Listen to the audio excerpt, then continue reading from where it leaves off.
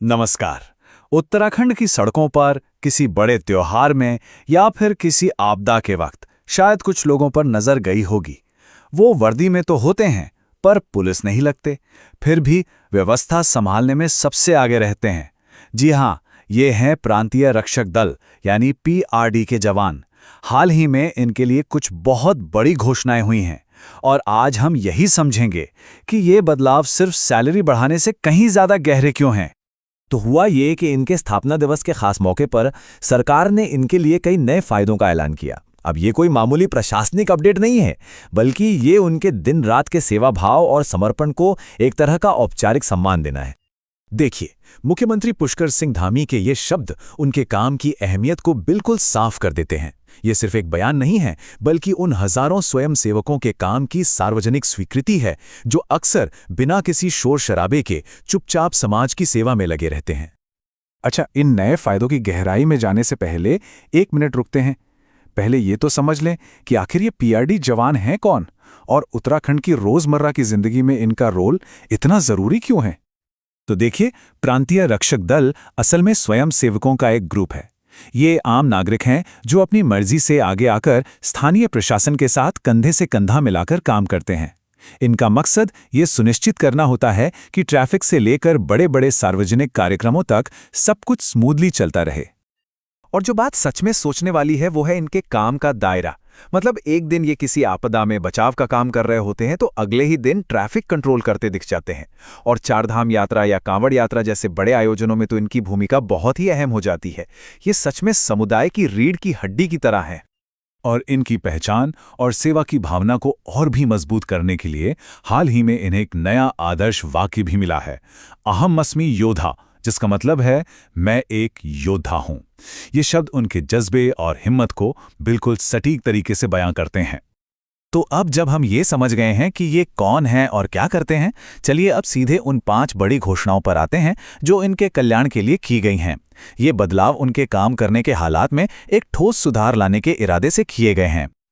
शुरुआत करते हैं सीधे सीधे पैसों से जुड़े फायदों से।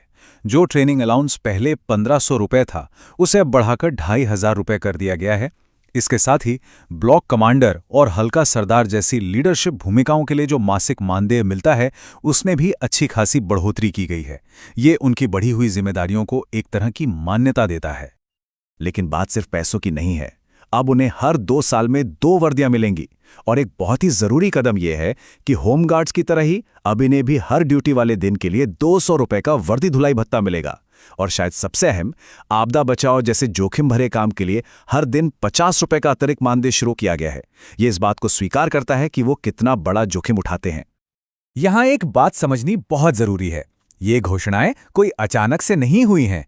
असल में ये पिछले कुछ सालों से पीआरडी को मिल रहे समर्थन और मान्यता के एक पैटर्न का ही अगला हिस्सा है। अगर हम थोड़ा पीछे मुड़कर देखें तो एक साफ तस्वीर नजर आती है। कोविड महामारी के बाद उनकी जबरदस्त मेहनत के लिए इनाम दिया गया। फिर अगस्त 2023 में उनके वेलफेयर फंड के नियमों को बदला गया और अब दिसंबर में ये नई घोषणाएं हुईं। ये सब एक लगातार चल रहे प्रयास की ओर इशारा करता है। अगस्त के बदलावों को जरा और करीब से देखते हैं। पीआरडी कल्याण कोष के तहत मिलने वाले मुआवजे में एक बहुत बड़ी बढ़ोतरी हुई है। जैसे कि सांप्रदायिक दंगों के दौरान ड्यूटी पर मृत्यु होने पर मुआवजा सीधा 2 गुना यानी 1 लाख से 2 लाख कर दिया गया। दूसरी स्थितियों में भी इसे काफी बढ़ाया गया है। ये उन स्वयंसेवकों के परिवारों के लिए एक बहुत बड़ा सुरक्षा कवच है। और परिवारों को ये सपोर्ट सिर्फ मुआवजे तक ही सीमित नहीं है। अब तक मृत स्वयंसेवकों के 70 आश्रितों को रोजगार मुहैया कराया गया है। ये एक बहुत ही महत्वपूर्ण कदम है जो सिर्फ आर्थिक मदद नहीं बल्कि आत्मनिर्भरता और स्थिरता का रास्ता भी दिखाता है। तो इन सबका एक साथ क्या मतलब निकलता है? क्योंकि जैसा कि हम देखेंगे, ये मामला सिर्फ पैसे या वर्दी तक ही सीमित नहीं है। इसका एक बहुत गहरा मतलब है। इसका सार ये है, ये उन स्वयंसेवकों के अनमोल योगदान को औपचारिक रूप से स्वीकार करना है जो अक्सर समुदाय की भलाई के लिए खुद को खतरे में डालते हैं। ये उन्हें बताने का एक तरीका है कि हम आपका काम देख रहे हैं, हम आपके बलिदान की कद्र करते हैं और हम आपकी सराहना करते हैं। संक्षेप में कहें तो ये उपाय प्रैक्टिकल भी हैं और सिंबॉलिक भी। ये न सिर्फ उन्हें वित्तीय सुरक्षा देते हैं बल्कि उनका मनोबल भी बढ़ाते हैं, ये दिखाते हुए कि उनके समर्पण को राज्य के सबसे ऊंचे स्तर पर पहचाना गया है। और ये सब हमें एक बड़े सवाल पर लाके छोड़ देता है। उत्तराखंड सरकार ने तो एक कदम उठाया, लेकिन एक समाज के तौर पर हम अपने आसपास के अनगिनत स्वयंसेवकों के योगदान को और बेहतर तरीके से कैसे पहचान और सम्मान दे सकते हैं? वो लोग जो हर दिन हमारी जिंदगी को थोड़ा और बेहतर बनाते हैं। ये वाकई में एक सोचने वाली बात है।